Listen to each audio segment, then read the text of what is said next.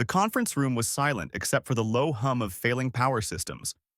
Admiral Vextar stood at the head of the table, his three eyes fixed on the holographic display showing the burning remains of yet another world. Smoke rose from cities that had stood for thousands of years. The Ravagers had struck again. "That makes 6 worlds in 3 months," Counselor Theron said quietly. Her voice trembled despite her efforts to sound calm. 6 worlds, millions dead. Our fleets cannot stop them." Around the table sat representatives from the 12 species that made up the Galactic Council. They had ruled this section of space for over 2,000 years. They had ended wars, shared technology, and built a civilization that spanned hundreds of star systems. Now they watched it burn. The Ravagers had come from the dark space between galaxies. No one knew where they originated or what they wanted. They simply appeared, destroyed everything in their path, and moved on. Their ships were massive, built from some kind of living metal that repaired itself. Council weapons barely scratched their hulls. "We must consider all options," Vextar said. His voice carried the weight of too many losses. "Even the unthinkable ones." "You cannot mean," Counselor Daxrin began, his scales shifting color in alarm. "I mean exactly that," Theron interrupted. "We should contact the humans." The room erupted in protest. Voices overlapped, shouting in a dozen different languages. One counselor slammed his appendage on the table. Another hissed in disgust. The idea was clearly offensive to most of them. "They are primitives," Daxrin shouted over the noise. "Our scouts found them 50 years ago hiding in their single star system. They refused all contact. They have no fleet, no colonies, nothing. What could they possibly do?" Theron stood her ground. "They are the only ones we have not asked. What do we have to lose?" "Our dignity," someone muttered. Vextar raised his hand for silence. The room gradually quieted. He looked old and tired. "Counselor Theron is correct. We have lost 6 worlds. Our projections show we will lose 3 more before the year ends. If we do nothing different, the Council will fall within 5 years. Perhaps 10, if we are lucky." He paused, letting his words sink in. "I do not believe the humans can help us, but I also cannot let my pride stand in the way of even the smallest chance. We will send the message." The vote was close, but it passed. That night, the Council sent out a signal on all known frequencies. It was a simple message, translated into every language they knew, including the primitive Earth languages they had on file. "This is the Galactic Council. We face extinction. The Ravagers have destroyed 6 of our worlds and killed millions. Our fleets cannot stop them. We ask for help from anyone who can hear this message. We ask for help from Earth, from humanity. If you can assist us, please respond. We are desperate." The message repeated every hour. Most counselors did not expect a response. The humans had made it clear 50 years ago that they wanted nothing to do with galactic affairs.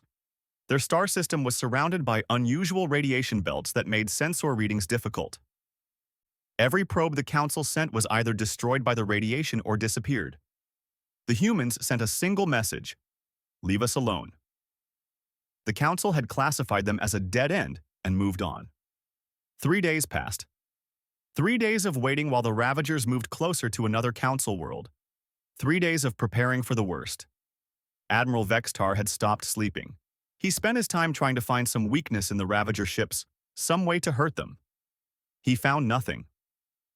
On the 4th day, a message arrived. It came through channels the Council did not know existed. It appeared simultaneously on every Council ship, every station, every command center. The encryption was sophisticated, far beyond what the Council used. When they finally decoded it, the message was simple and direct. "Help is coming. Hold your positions. United Earth Command." Vextar stared at the message for a long moment. United Earth Command. Not Earth Government or Human Response Team. The name suggested military organization, but that was impossible. The humans had no military presence in space. They barely had space travel at all. "It must be a trick," Daxren said when the Council reconvened. "The Ravagers are mocking us, or it is some pirate group pretending to be human." "The signal signature is definitely from beyond our territory," the communications officer reported. It originated from the region past the Outer Rim, near the Dark Zone. That made no sense. The Dark Zone was unexplored space filled with dangerous radiation storms and gravitational anomalies. No Council ship could survive there. The humans certainly could not have ships in that area. They were supposed to be trapped in their home system. How long until they arrive? Theron asked. She was the only one who looked hopeful. The message did not say, Vextar replied. But if they are coming from the Dark Zone, it could be months. Our faster-than-light technology would take 60 days to cross that distance. We do not have 60 days, someone said grimly. Vextar knew they were right. The Ravagers were already moving toward their next target. Intelligence suggested they would attack within 2 weeks. The Council fleet was battered and tired. They had maybe one good fight left in them. After that, it would be a slaughter. Still, something about the human message bothered him. It was too confident, too certain. Hold your positions, they had said, as if they knew exactly where the Council fleet was. As if they had been watching. Send scouts to the system's edge, Vextar ordered. Maximum sensor range. If the humans are coming, I want to know the moment they arrive. The scouts took up their positions. The Council fleet regrouped at Kelvan Prime, a heavily populated world that intelligence suggested would be the Ravagers' next target. They prepared their defenses and waited. 2 days later, the Ravager fleet emerged from dark space. 300 ships, each one a massive killing machine. They ignored the Council's attempts at communication and moved straight toward the planet. The Council fleet engaged them above Kelvin Prime. Laser cannons fired, missiles launched. Energy shields glowed bright as they absorbed impacts. For a brief moment, it looked like the Council might hold the line. Then the Ravagers opened fire with their main weapons. Beams of concentrated energy tore through Council ships like they were made of paper. Hulls exploded, crews died. Within 20 minutes, the Council had lost 30 vessels. Within an hour, they had lost 70. Vexitar watched his fleet die around him. He prepared to give the order to retreat when his sensor officer shouted, "Admiral, new contacts emerging from quantum space. Unknown signatures." On the display, 73 new ships appeared at the edge of the system. They were smaller than Council vessels, sleek and dark. Their hulls reflected no light. Their energy signatures were unlike anything the Council had seen. A message came through. A human voice, speaking in perfect Council standard language. "This is Admiral Yuna of the United Earthship Indomitable. We received your call for help. We are here now. All Council ships, pull back to high orbit. We will handle the Ravagers." Vextar stared at the display in disbelief. The humans had arrived, but the ships on his screen were not primitive vessels.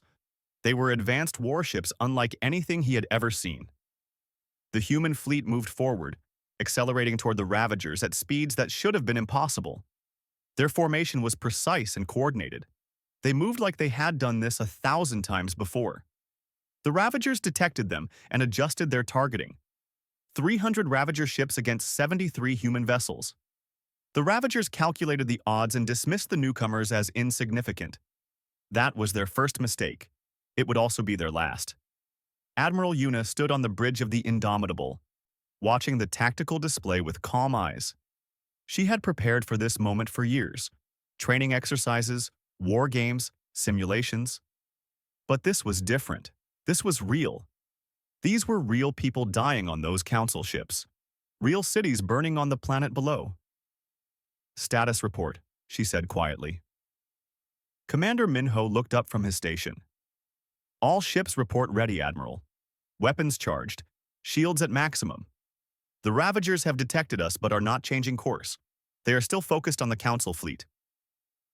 "They think we are not a threat," Captain Taeyang said from the tactical station. His fingers moved across holographic controls, assigning targets to each ship in the fleet. "That gives us an advantage," Yuna nodded. "Open a channel to all ships, battle channel only." A soft chime indicated the channel was open. 73 human warships waited for her words. 73 crews who had volunteered for this mission. They had families back on Earth, on the colonies, on the stations scattered through human space. They knew they might not return. They came anyway, This is Admiral Yuna, she said. Today we reveal ourselves to the galaxy. Today we show them what humanity can do. But remember why we are here. We are not here for glory. We are not here to prove anything. We are here because people asked for help, and we answered. Stay focused, stay sharp, and let us bring every single one of our people home. All ships, weapons free. Engage at will. The Indomitable surged forward. 72 other ships followed. They accelerated at speeds that made the Council vessels look slow. Their quantum drives bent space around them, allowing maneuvers that should have violated physics. Captain Tai Yang locked onto the nearest Ravager cruiser. It was a massive ship, 3 times the size of his destroyer. Its hull was covered in that strange living metal that repaired itself. Council weapons had barely scratched it. He wondered if human weapons would do better. Firing main cannon, he announced. The railgun on the Soul's Fury charged in half a second. Magnetic coils accelerated a tungsten rod to a significant fraction of light speed. The projectile crossed 200,000 kilometers before the Ravagers could react. The impact was devastating. The tungsten rod hit the Ravager cruiser with the force of a nuclear explosion. The living metal hull did not just crack, it vaporized. The shockwave tore through the ship's internal structure. Secondary explosions rippled along its length. Within seconds, the massive cruiser was nothing but expanding debris. Target destroyed, Taeyang reported. There was satisfaction in his voice. Moving to next target. Across the battle space, the human fleet opened fire. Railguns hammered Ravager ships with kinetic projectiles that hit like the hand of an angry god. Plasma lances cut through hulls with surgical precision. Fusion missiles detonated in brilliant flashes, each one carrying enough power to level a city. The Ravagers finally realized their mistake. They tried to adjust their formation, tried to bring their weapons to bear on these new enemies. But the human ships moved in ways they could not predict. Captain Jiho commanded a stealth corvette called the Shadow Knife. His ship was small, barely large enough for a crew of 20. But it was equipped with the latest quantum stealth technology. On Ravager sensors, it did not exist. Taking us inside their formation, Jiho said calmly. His crew trusted him completely. They had trained together for 5 years. Prepare quantum torpedoes. The Shadow Knife slipped between Ravager battleships like a ghost. It moved through weapon fire without being detected. Jiho positioned his ship in the center of their command cluster, where the largest Ravager vessels coordinated their fleet. Fire all torpedoes, he ordered. 6 quantum torpedoes launched simultaneously. They did not explode conventionally. Instead, they created tiny quantum disruptions that cascaded through the Ravager's command network. Ship systems failed. Coordination broke down. The Ravager fleet suddenly found itself blind and confused. Torpedoes away, Jiho reported. Getting us out of here. Target package delivered. The human fleet pressed their advantage. Destroyers hammered confused Ravagers with railgun fire. Cruisers launched missile swarms that overwhelmed defensive systems. The Indomitable itself engaged with massive plasma cannons that could punch through 3 Ravager ships in a single shot. Commander Sora coordinated the fleet movements from the Indomitable's tactical center. She had a gift for seeing the battle as a whole, for finding the patterns in chaos. Escort Group 3, collapse on Section 7. They are trying to regroup there. Destroyer Squadron 2, protect the Council carrier. It has taken heavy damage. Captain Wu brought his science vessel, the Discovery, into position near a damaged Council ship. The Discovery was not built for combat, but it carried advanced medical facilities and rescue equipment. We are detecting life signs on the Council vessel Bright Hope. Their hull is breached. Deploying rescue shuttles. Human shuttles launched toward the dying Council ship. They moved quickly, efficiently. Rescue teams in advanced armor pulled Council survivors from the wreckage. Every life they saved was another reason they had come. The battle raged for 2 hours. The Ravagers fought hard, but they were not prepared for human tactics.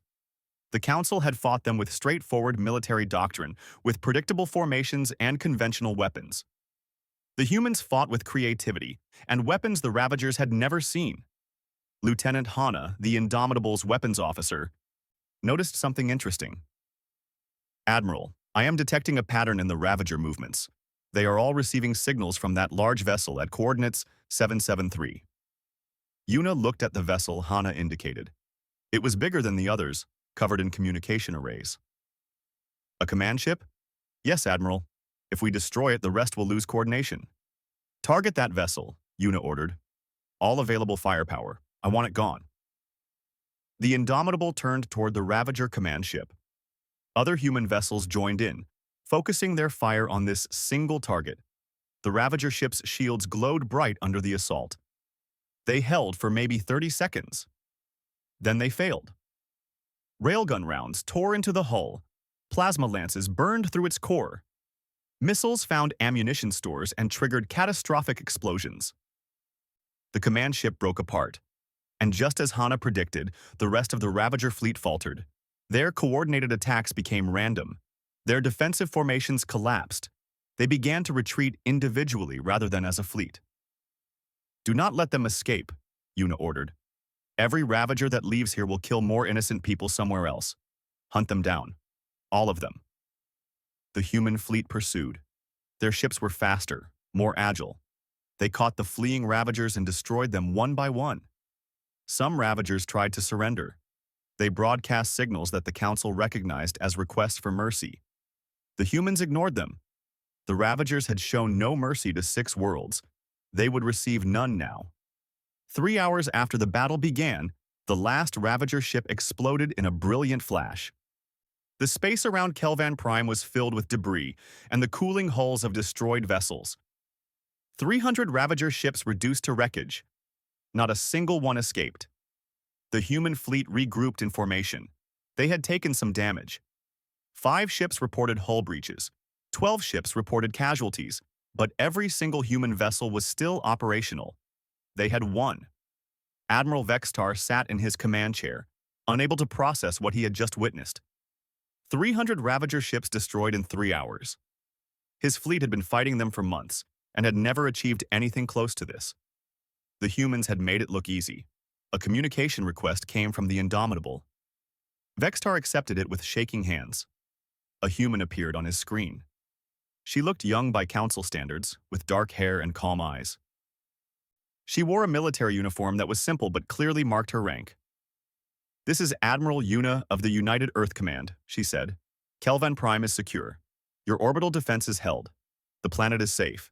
She paused. "We detected heavy casualties in your fleet. We have medical teams standing by. Permission to assist your wounded?" Vextar found his voice. "Permission granted. Admiral Yuna, we are in your debt. How can we thank you?" Yuna smiled slightly. "You already did. You asked for help. That was enough." She glanced at something off-screen. "We have intelligence suggesting there are more Ravager forces in this sector. Where do you need us next?" Vextar realized something stunning. The humans were offering to keep fighting. They had just won a major battle, and they were ready to move on to the next one. No rest. No celebration. Just a simple question about where they were needed. "I think," Vextar said slowly, "we need to talk. All of us. There is much we do not understand." "Agreed," Yuna said. "Prepare a shuttle. We will meet aboard your flagship in 2 hours. We have much to discuss." The transmission ended. Vextar sat in silence, staring at the tactical display. The human ships were already moving, taking up defensive positions around Kelvan Prime. They moved with the confidence of a fleet that had done this many times before. And Vextar realized the truth that would soon shake the entire council. The humans were not primitive. They had never been primitive. They had been hiding, watching, waiting. And now they had revealed themselves in the most spectacular way possible. The question was, what else had they been hiding? The council shuttle approached the Indomitable slowly, giving the passengers time to observe the massive human warship. Admiral Vextar pressed his face close to the viewport, studying every detail. The ship's hull was dark, almost black, and covered in what looked like armored plates. Weapons bristled from every surface. Energy signatures pulsed from the engines with power levels that exceeded anything in the Council database. "It is bigger than our command carriers," Councillor Daxren muttered. He sounded disturbed. And that is just their flagship. They have 72 other vessels. Counselor Theron said nothing. She simply stared at the human ship with wonder in her eyes. She had been right to suggest contacting Earth. She just had not expected this. The shuttle docked smoothly. As they exited into the landing bay, Vextar noticed everything was spotlessly clean and perfectly organized. Human crew members moved with purpose and efficiency. They wore uniforms that were practical rather than decorative. Every person they passed nodded respectfully but did not stop working. A young human woman met them at the bay entrance. She had short hair and wore the insignia of a lieutenant. "Welcome aboard the Indomitable," she said in perfect council standard. "I am Lieutenant Hana. Admiral Yuna is waiting in the conference room. Please follow me." They walked through corridors that seemed wider and taller than necessary for humans. The walls were lined with displays showing ship status, fleet positions, and sensor data. Everything was written in human languages, but the displays automatically translated to council standard as the visitors approached. "Your translation technology is very advanced," Theron commented. Hana smiled. "We have been listening to council broadcasts for 40 years. We learned your languages very thoroughly." The comment made Vextar pause. 40 years? But first contact was only 50 years ago. "First contact for you," Hana said. "We detected council transmissions 52 years ago. We have been observing since then." They arrived at the conference room. The door slid open silently. Inside, Admiral Yuna waited with several other human officers. The room was dominated by a large holographic table that currently displayed the local star map. Yuna stood and gestured to seats. "Please, make yourselves comfortable. This is Commander Minho, my second officer. Captain Wu, commander of our science division, and Engineer Nari, who keeps this ship running." Everyone sat, the humans on one side of the table, the council representatives on the other. For a long moment, nobody spoke. Then Vextar broke the silence. "You are not what we expected," he said bluntly. "We thought humans were primitive. Our surveys showed you had no colonies, no fleet, barely any presence beyond your home world. We were wrong. Completely wrong. I need to know the truth, all of it." Yuna nodded. "You deserve the truth. You asked for help, and we answered. That creates a bond of trust." She touched the holographic table, and the display changed. "This is what you thought human space looked like." The image showed Earth's solar system surrounded by thick radiation belts. A notation marked it as hostile environment, minimal strategic value. "And this," Yuna continued, changing the display, "is what human space actually looks like." The map exploded with markers. 23 colony worlds lit up in blue. 17 space stations appeared in green. Mining operations, research facilities, and defensive platforms peppered 6 different star systems. Trade routes connected everything in a complex network. The expansion covered an area of space as large as 3 council sectors. The council representatives sat in stunned silence. Daxrin's scales shifted through several colors before settling on a pale shade that indicated shock. Theron leaned forward, studying the map with intense focus. Vextar simply stared. "How?" Vextar finally asked. "How is this possible? Our sensors should have detected this. We have survey ships, long-range probes. How did you hide an entire civilization?" Captain Wu stood and walked to the display. "We did not hide it from you specifically. We hid it from everyone. When we first detected your transmissions 52 years ago, we made a decision. We chose to remain unobserved until we understood the galaxy better." He touched the display, bringing up technical schematics. "These are our stealth systems. They use quantum field manipulation to bend sensor waves around our ships and installations. From the outside, we are invisible. Your probes entered our space, passed within 1,000 kilometers of our colonies, and detected nothing. The radiation belts around Earth," Minho added, "are actually cloaking fields. We generated them to protect our home world. Every scan you made showed deadly radiation. In reality, Earth's orbit is filled with defensive platforms, shipyards, and civilian traffic." Nari pulled up another set of images. We have listening posts scattered throughout this region of space. We monitored all council communications. We learned your languages, studied your technology, observed your conflicts. We watched you make first contact with 4 new species. We saw you negotiate trade agreements and settle territorial disputes. We learned everything we could. You spied on us, Daxrin said flatly. There was anger in his voice. For decades, you spied on us. Yes, Una said without hesitation.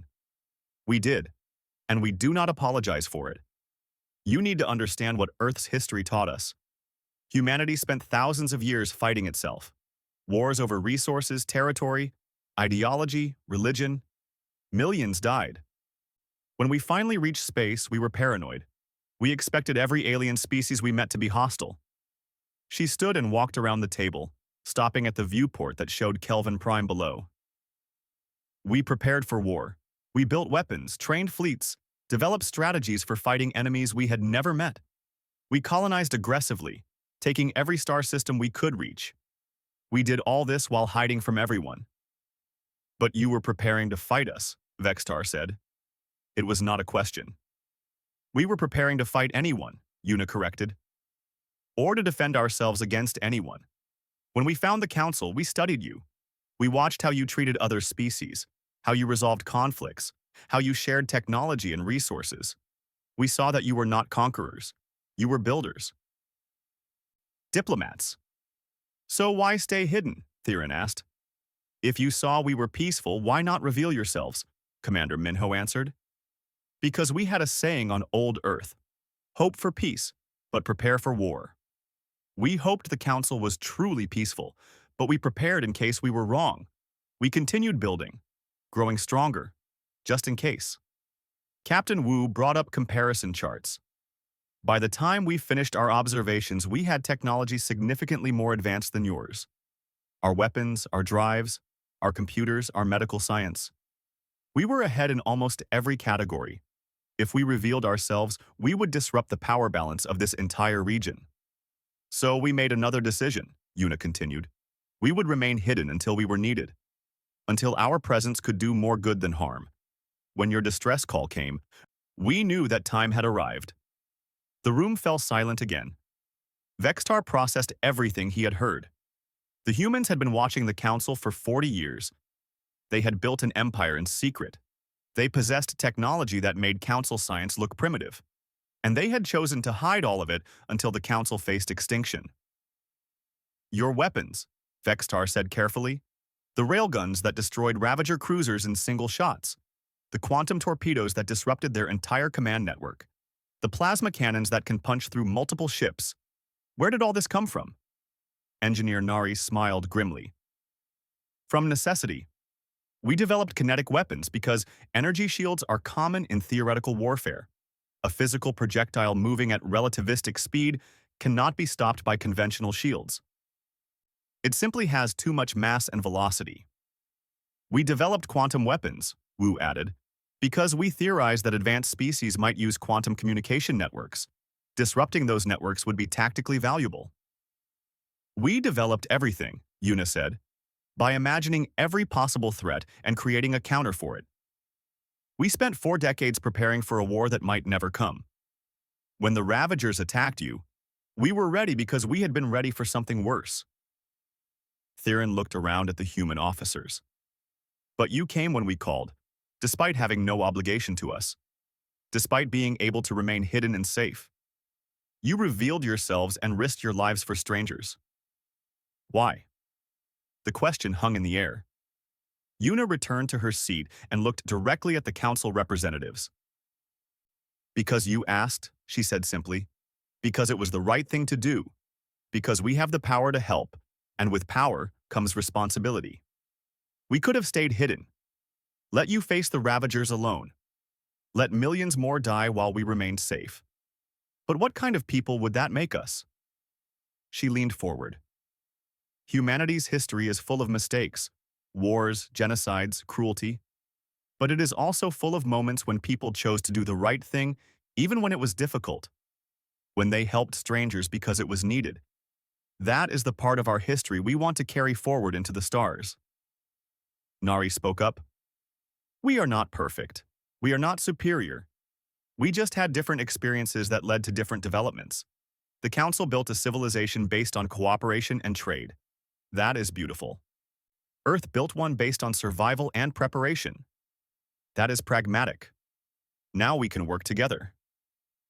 Vextar stood and walked to the viewport. He looked down at Kelvan Prime, a world that had been saved by these hidden humans. What happens now? He asked. You have revealed yourselves. The entire galaxy will know about you within days. How do you want to proceed? Yuna stood beside him. That depends on you. We are willing to help fight the Ravagers until they are no longer a threat. We are willing to share some of our technology, though not all of it. We are willing to establish diplomatic relations, but we will not join the Council as a subordinate member. If we work together, it must be as equals. After what we saw today, Vextar said slowly, I think the Council would be honored to have you as equals. More than equals, perhaps. As saviors. No, Yuna said firmly. Not saviors. Partners. Friends, if we earn it. But never put us on a pedestal. That leads to resentment and fear.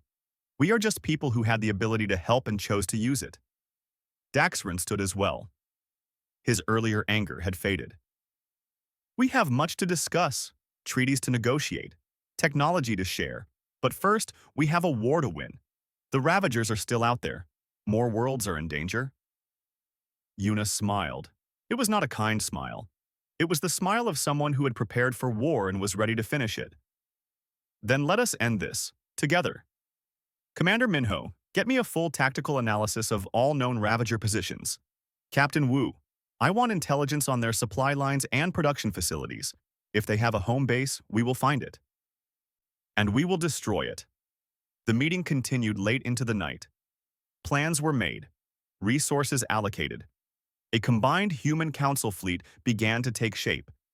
And for the first time since the Ravagers had appeared, the galaxy had hope. Commander Sung had been in deep space for 12 days. His reconnaissance ship, the Farsight, drifted through the darkness like a ghost.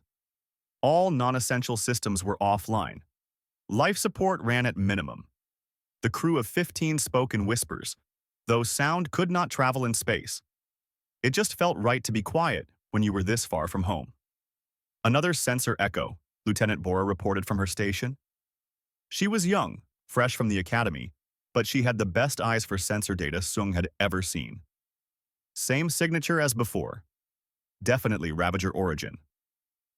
Sung studied the data on his screen. They had been tracking Ravager movements for nearly 2 weeks, following the faint quantum traces that the enemy ships left behind. It was like following footprints in snow, except the snow was the fabric of space itself, and the footprints faded within days. Plot the trajectory, he ordered. Where are they going? Bora worked silently for several minutes. Then she looked up with wide eyes. Sir, if I am reading this correctly, they are all moving toward the same location. Deep space, past the outer rim. The coordinates are in uncharted territory. Seung felt excitement rise in his chest. This was what they had been looking for. Send the data back to Fleet Command. Maximum encryption. Then set course to follow that trail. Quietly. The Farsight moved deeper into unexplored space. They passed through nebulas that had never been mapped. They avoided gravity wells and radiation storms. And slowly, carefully, they followed the Ravager trail. 4 days later, they found it. My God, Bora whispered. On the view screen ahead was a planet, but calling it a planet seemed wrong. It was a massive factory. Artificial structures covered every centimeter of the surface. Enormous machines crawled across continents, tearing up rock and processing it into raw materials.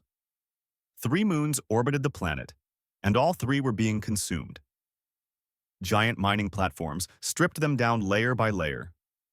Around the planet, hundreds of Ravager ships moved in organized patterns. Some were under construction, their hulls incomplete but already massive. Others were being repaired or upgraded. Defensive platforms ringed the entire system, weapons pointing outward in all directions. This is their home base, Shung said quietly. This is where they build everything, where they came from. He turned to his communications officer. Get this data back to Admiral Yuna immediately. Priority 1. Then we get out of here before they detect us. The message reached the Indomitable 18 hours later. Admiral Yuna stood in her ready room, studying the reconnaissance data with Commander Minho and several other senior officers. A planet-sized factory, Minho said, shaking his head. No wonder they could field so many ships. They are not just raiding for resources. They are consuming entire worlds to build more of themselves. Captain Dohyun, commander of the missile cruiser Thunder, leaned over the display. The defensive platforms are a problem. I count at least 2,000 weapons emplacements. Our fleet would take heavy casualties trying to fight through those. We are not going to fight through them, Yuna said. She brought up a different section of the scan. Look here, at the planet's core. The power signatures are massive. Everything runs off a central reactor system. If we can destroy that, the entire operation shuts down. Captain Wu studied the data. The reactor is deep underground. We would need to get a weapon past the orbital defenses, through the planetary shields, and into the core. That is difficult. We have a weapon that can do it, Yuna said quietly. The quantum singularity bomb. The room went silent. Everyone knew what that meant. The singularity bomb was humanity's most powerful weapon, banned under Earth military protocols except in cases of absolute necessity. It created an artificial black hole that collapsed everything within a certain radius into a single point. That is a doomsday weapon, Minho said. We swore we would never use it unless humanity itself faced extinction. The Council faces extinction, Yuna replied. Millions have already died. Millions more will die if we do not stop this. If that does not qualify as absolute necessity, I do not know what does. Minho nodded slowly. You are right. How do we deliver it? We will need a volunteer, Yuna said. Someone to fly a stealth ship past the defenses and plant the device. It will be dangerous. Maybe a one-way trip. I will do it, said a voice from the doorway. Lieutenant Hyun stood there, having overheard the conversation. He was young, maybe 25, with a reputation as the best pilot in the fleet. I can get past their defenses, I know I can. Yuna studied him. This is not an order, Lieutenant. This is a request for a volunteer. You can say no. I know, Hyun said simply. But I am saying yes. Those council worlds that burned, they had families, children, just like we have back home. If I can stop that from happening again, then that is what I am here for. The plan came together over the next 3 days. The combined human council fleet assembled in secret at a staging area. 73 human warships and 200 council vessels. It was the largest military force this region of space had ever seen. Admiral Yuna briefed the fleet commanders in a virtual conference. Humans and aliens filled the holographic display, all focused on the tactical map. The plan is simple, Yuna explained. We hit them with everything we have, draw their attention, force them to commit their defensive platforms to the main battle. While they are distracted, Lieutenant Hyun will take the stealth ship Shadow through their lines and deliver the singularity bomb to the planet's core. Admiral Vextar spoke up from his flagship. My ships will take the first wave. We owe you that much. Council forces will engage the outer defenses. No, Yuna said firmly. We go in together. Mixed formations. Human and council ships working as one fleet. Lieutenant Minji has spent the last week integrating our communication systems. We can coordinate in real time now. Minji appeared on the display. All ships are linked through our battle network. You will see everything we see. We will see everything you see. We fight as one. The fleet jumped to the Ravager home system 48 hours later. They emerged from quantum space in attack formation, weapons already charging. The Ravagers detected them immediately and sounded the alarm. All ships, engage, Yuna ordered. The battle began. Human destroyers launched railgun salvos that hammered defensive platforms. Council cruisers fired energy beams that cut through Ravager ships. Missiles filled the space between the two forces, each one seeking a target. The Ravagers fought back hard. Their defensive platforms had weapons more powerful than their ships. Energy beams and kinetic projectiles tore into the combined fleet.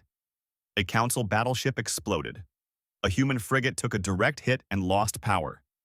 The battle became chaos. Captain Do-hyun pushed the Thunder forward. Absorbing fire meant for a damaged council carrier. Shields at 30%, his tactical officer reported. Hull breaches on decks 4 and 5.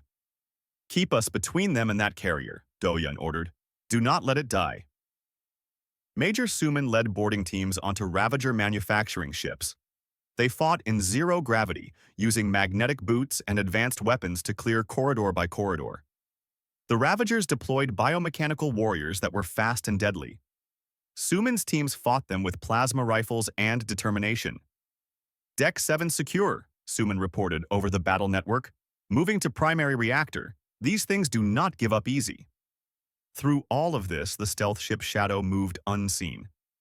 Lieutenant Hyun flew with precision that bordered on art. He slipped between weapon fire. He used debris as cover. He avoided sensor sweeps by timing his movements perfectly. I am past the outer defenses, Hyun reported. His voice was calm despite the danger. Moving toward the planet. Defenses are thick, but they are all focused on the main fleet. Acknowledged, Yuna replied. How long until you reach the core? 15 minutes, maybe 20. The planetary shields are adapting.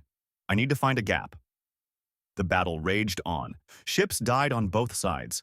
Human vessels used their superior speed and maneuverability to outfight the Ravagers. Council ships used their heavier armor to absorb punishment. Together, they pushed deeper into the system. Then, disaster struck. A Ravager platform scored a lucky hit on the Thunder. The missile cruiser's shields failed. Secondary explosions rippled through the hull. Captain Do-hyun ordered evacuation, but there was not enough time. The Thunder exploded, taking its crew of 200 with it. Thunder is gone, Minho reported quietly. Captain Do-hyun is dead. Yuna felt the loss like a physical blow. Do-hyun had been a friend, a good officer, a good man, but she could not stop now, could not mourn now. That would come later, if there was a later. All ships press the attack, she ordered. Make their sacrifice count. Hyun found his opening. A gap in the planetary shields that lasted maybe 3 seconds. He pushed the Shadow through at full speed. Weapons fire from the surface tracked him, but he was too fast, too good. He reached the surface and dove into a massive canyon that led toward the planet's core. I am in, he reported. Descending to core level. 2 minutes. The Shadow flew through underground tunnels that had been carved by mining machines. Ravager defenders tried to stop him, but he was a ghost. Untouchable. He reached the reactor chamber and saw it with his own eyes. A massive sphere of contained energy that powered the entire operation. Deploying the singularity bomb, Hyun said. He set it on a 10-minute timer. That would give him time to escape. Maybe. Timer is active. Getting out of here. He turned the Shadow around and accelerated back the way he came. Alarms screamed. The Ravagers had detected the bomb. They were collapsing the tunnels, trying to trap him inside. Hyun flew faster than he had ever flown before. He emerged from the surface with 30 seconds to spare. I am clear of the planet, he gasped. Get everyone back. This is going to be big. All ships? Pull back, Yuna ordered. Maximum distance. Now. The fleet retreated. The Ravagers, confused, did not pursue. They were too busy trying to reach the bomb. They failed. The quantum singularity bomb detonated in the heart of the planet. Reality itself twisted. A black hole formed, small at first, then rapidly expanding. The planet's core collapsed into it. Then the mantle. Then the surface. The entire world was consumed in seconds, pulled into a gravitational well from which nothing could escape. The Ravagers in orbit tried to flee. Their ships were caught by the gravity and pulled in. The defensive platforms crumbled and fell. The 3 moons, already stripped nearly bare, were torn apart and consumed. Within 10 minutes, everything was gone. Where a planet had been, now there was only a small, stable black hole. The remaining Ravager ships throughout the system lost coordination. Cut off from their home base and production facilities, they became easy targets. The combined fleet hunted them down methodically. No quarter was given. no mercy shown. When the last Ravager ship exploded, Admiral Yuna allowed herself to relax for the first time in hours. "Battle is over," she announced to the fleet. "Damage reports, casualty counts, and someone find Lieutenant Hyun. I want to shake that pilot's hand." The shadow appeared on sensors, drifting peacefully away from the battlefield. Hyun was alive. Against all odds, he had survived. The fleet erupted in cheers, but the victory had cost them. The Thunder and its crew were gone. 17 other human ships had taken major damage. 63 Council vessels were destroyed. Thousands were dead. The price had been high, yet it was worth it. The Ravager threat was ended. No more worlds would burn. No more millions would die. The galaxy was safe, at least from this enemy. Admiral Vextar contacted the Indomitable. His image appeared tired but relieved. "It is done. After months of running, of losing, we have finally won. Because of you." "Because of all of us," Yuna corrected. "We did this together. That is how it should be." 3 months after the Battle of Kelvan Prime, the Galactic Council convened on their restored homeworld. The Great Assembly Hall had been damaged during a Ravager raid, but it had been rebuilt. New walls stood where old ones had fallen. It felt symbolic somehow, like the council itself was being rebuilt. Admiral Yuna stood in the center of the hall, surrounded by representatives from 12 different species. Thousands of beings watched her from the tiered seating that rose on all sides. She wore her dress uniform, simple but dignified. Behind her stood her senior officers, Commander Minho, Captain Wu, Engineer Nari, and others who had fought beside her. Counselor Theron rose to speak. Her voice echoed through the hall. 3 months ago, we faced extinction. 6 worlds had burned. Our fleets were broken. We sent a desperate plea for help, not knowing if anyone would answer. Humanity answered. They came from the shadows and saved us. She gestured to Yuna. Admiral Yuna, you and your people have given the Council a gift beyond price. You gave us our future. Today, we wish to give you something in return. Admiral Vextar stepped forward, carrying a data tablet. The Galactic Council formally offers humanity full membership. You would have a permanent seat on the Security Directorate with veto power. You would have access to all Council technology and resources. You would have territorial rights to any star systems you claim. Counselor Daxren added, we also offer open trade agreements. Our scientists wish to study your technology. Our merchants wish to establish routes to your worlds. We offer friendship, alliance, and partnership in everything we do. Another counselor stood. We would rename the council itself, the Galactic Council and United Earth. Your name would be equal to ours in all official documents and treaties. The offers kept coming. Mineral rights, research partnerships, cultural exchanges. The council was laying everything at humanity's feet. They were offering power, wealth, and influence beyond measure. Yuna listened to it all quietly. When the last offer was made and silence fell, she stepped forward. I thank the council for these generous offers, she said. Her voice was calm but firm. On behalf of United Earth Command and the human colonies, I accept your friendship. I accept the offer of alliance and partnership, but I must decline most of the other offers. Confused murmurs rippled through the hall. Vexitar looked puzzled. You decline? But why? These are great honors, great opportunities. Yuna smiled slightly. They are, and I am sure you mean them sincerely. But humanity did not come here for rewards. We came because you needed help. That is all. If we accept these offers, we change the nature of what we did. We turn a selfless act into a transaction. Help in exchange for power. She walked toward the center of the hall, where a holographic display showed the star map of Council and human space. Humanity has been hiding for 40 years. In that time, we built our own civilization. We colonized our own worlds. We developed our own technology.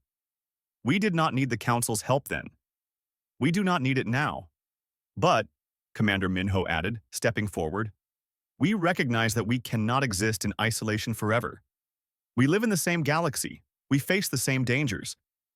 What happened with the Ravagers could happen again with a different enemy. Next time, maybe Earth will be the one calling for help. Captain Wu activated the holographic display.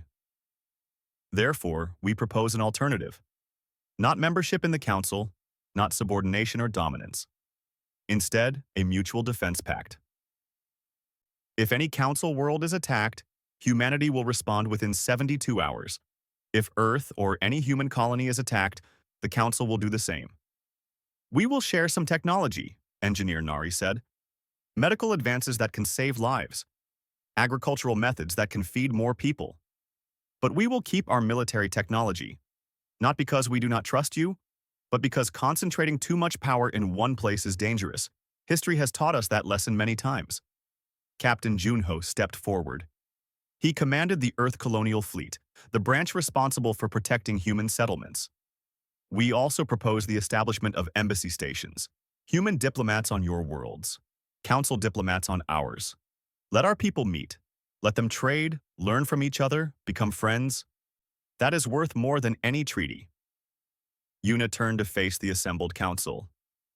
We do not want to rule you. We do not want to be ruled by you. We want to stand beside you as equals, as partners. When you face danger, we will come. When we face danger, you will come. That is what true alliance means. The hall was silent. Then Counselor Theron began to laugh. It was a warm, genuine laugh. You humble us, Admiral Yuna. We offer you power, and you choose principles instead. Perhaps that is why you are the ones with the powerful fleet. You understand that true strength comes from character, not from weapons. Vextar stepped forward and extended his hand in the human gesture of greeting that he had learned. I accept your proposal. A mutual defense pact, equal partnership, no subordination. Let it be recorded that on this day, humanity and the Galactic Council became true allies. Yuna shook his hand. The hall erupted in applause. Beings from 12 different species stood and cheered. Some cried, others laughed. The sound was deafening and beautiful. Over the following weeks, the details were worked out. Treaties were written and signed. Embassy stations were established in orbit around Earth and around the Council homeworld. The first human diplomats arrived on Council worlds and were greeted with parades. The first Council diplomats arrived on Earth and were amazed by humanity's cities, where billions lived in peace. Trade began cautiously. Human ships carried goods to Council markets. Council ships brought their goods to human colonies. Merchants from both sides met and negotiated. They argued and compromised and slowly built relationships. Scientists exchanged information. Human medical technology, developed from centuries of fighting disease, saved countless Council lives. Council agricultural methods, refined over thousands of years, helped human colonies become self-sufficient. Both sides benefited equally. Military cooperation was established. Joint training exercises began. Human pilots taught Council forces about advanced maneuvering. Council strategists taught humans about fleet coordination on massive scales. They learned from each other and became stronger together. 6 months after the battle, a young Council officer named Tali visited the Indomitable. She was part of an exchange program, learning human tactics and methods. Commander Minho showed her around the ship. I have a question, Tali said as they stood on the observation deck, looking out at the stars. When you were hiding all those years, watching us, were you ever tempted to just leave? To take your ships and explore in a different direction? You could have avoided us entirely. Minho considered the question. Some people suggested that. Just move away, find empty space, build our civilization far from everyone else. But most of us disagreed. We are explorers by nature. We are curious. And we hoped that one day we would meet other species who shared our values, who could be friends, not enemies. Were you afraid? Tali asked. When you first revealed yourselves? When you came to help us? Terrified, Minho admitted with a smile. We had no idea how you would react. Whether you would see us as saviors or threats, whether you would want friendship or would fear us. But Admiral Yuna said something that convinced us all. She said that fear is not a reason to hide. Fear is a reason to be brave. to reach out despite the risk. Tali looked out at the stars for a long moment. I am glad you did. My world was next on the Ravager target list. If you had not come, my family would be dead. My whole planet would be ash. You saved millions of people you did not know and had no obligation to help. You asked for help, Minho said simply. That was enough. Back on Earth, in the United Earth Command headquarters, Admiral Yuna stood in her office looking at a wall of photos. Pictures of her crew, of ships, of battles fought and won. In the center was a new photo, taken at the treaty signing.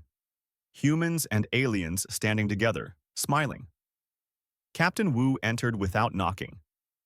They had known each other too long for formality. The colonial fleet is reporting in. All colonies are secure. No threats detected. Trade is flowing normally. Everything is quiet. Quiet is good, Yuna said.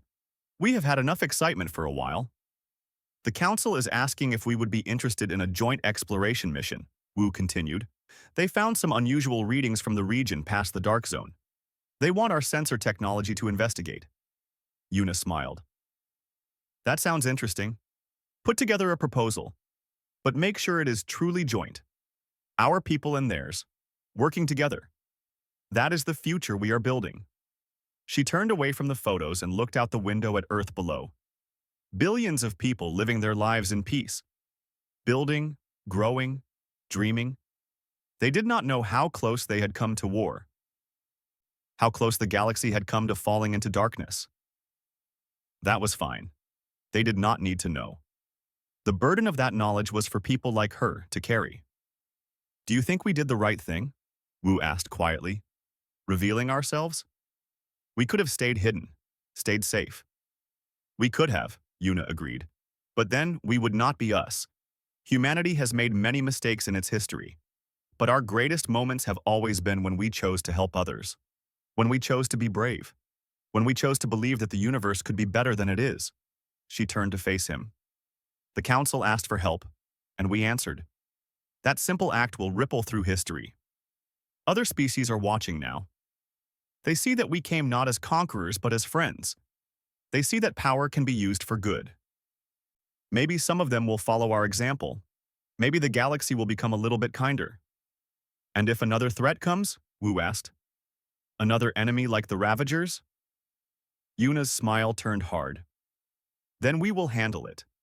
Together with the Council. Together with whatever other allies we make. Humanity is no longer alone in the universe. And neither is anyone else. That is worth more than any amount of hidden safety. A soft chime indicated an incoming message. Yuna checked it and laughed. It is from Lieutenant Hyun. He is asking permission to take a council pilot on a tour of the outer colonies. Says she wants to see what human worlds look like. Are you going to allow it? Wu asked. Of course, Yuna said. That is exactly the kind of thing we should encourage. People meeting people, learning about each other. Building friendships. That is how you build a real alliance. Not with treaties and trade agreements, but with personal connections. She sat down at her desk and began typing a response. Besides, Hyun deserves some happiness after what he did. Flying into the heart of a Ravager world and back out again. That takes courage I cannot even imagine. Across the galaxy, on dozens of worlds, humans and aliens were meeting for the first time. Some meetings were awkward, some were tense. But most were friendly, curious, hopeful.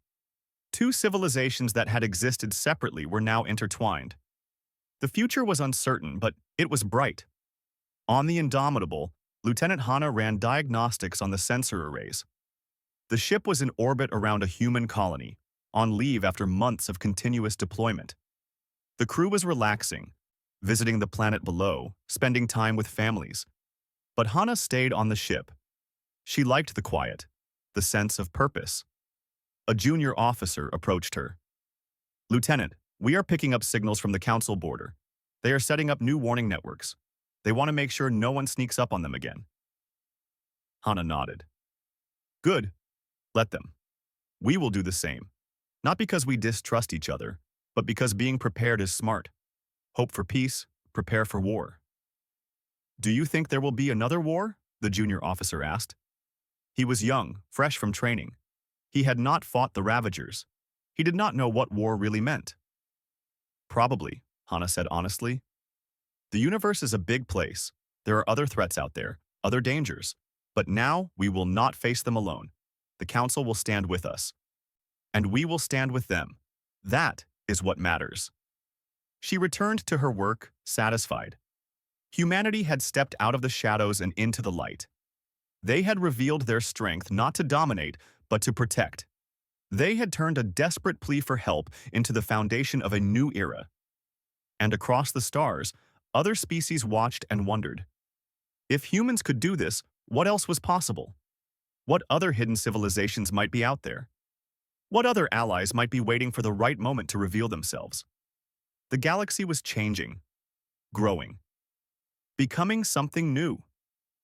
And at the heart of that change was a simple truth that humanity had proven. When someone asks for help, you answer. That is what good people do. That is what good civilizations do. The plea for help had brought forth humanity's powerful fleet. But more importantly, it had brought forth humanity's compassion, courage, and willingness to stand for what was right. And that, in the end, was more powerful than any weapon.